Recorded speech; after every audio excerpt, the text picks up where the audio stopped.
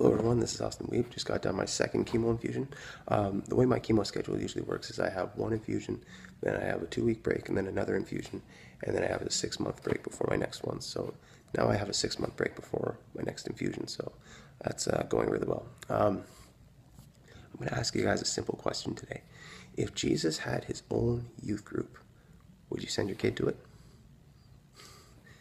It sounds ridiculous, but actually think about this.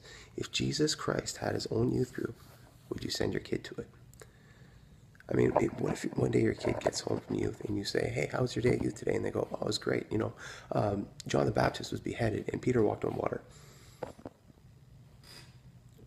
John the Baptist was beheaded. Why? I mean, or if they were to say something like, today was a great day at youth,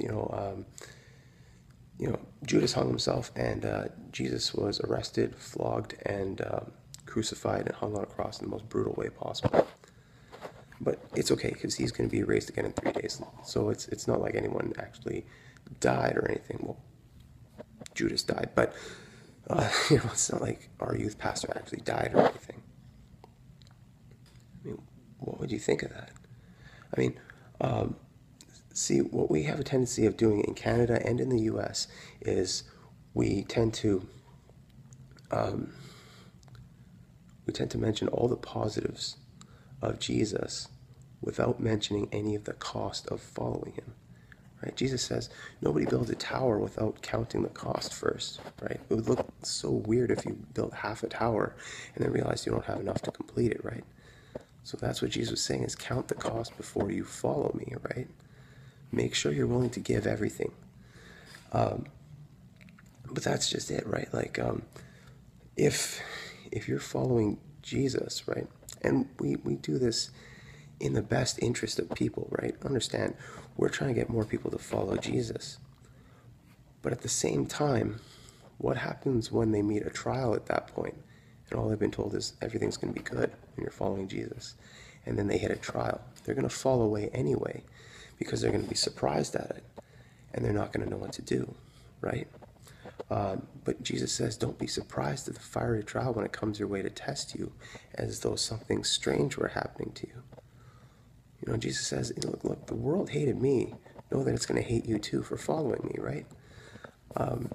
The world rejected me. Just know that it's going to reject you too, right? So that's just it, right? Like, but there are 2 words in Scripture, 2 words that have absolutely changed the way that I read Scripture forever.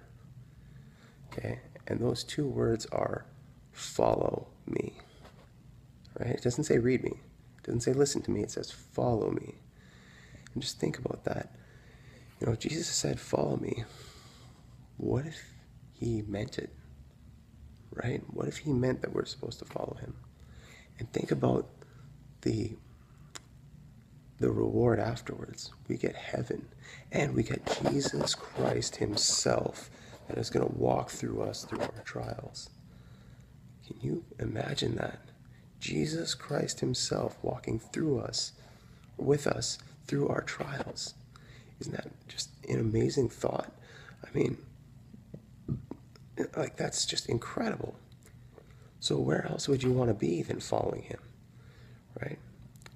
But so that's my encouragement to you guys today. First of all, count the cost of ministry. And second, when you follow Jesus, follow him all out. Hold nothing back. Thank you.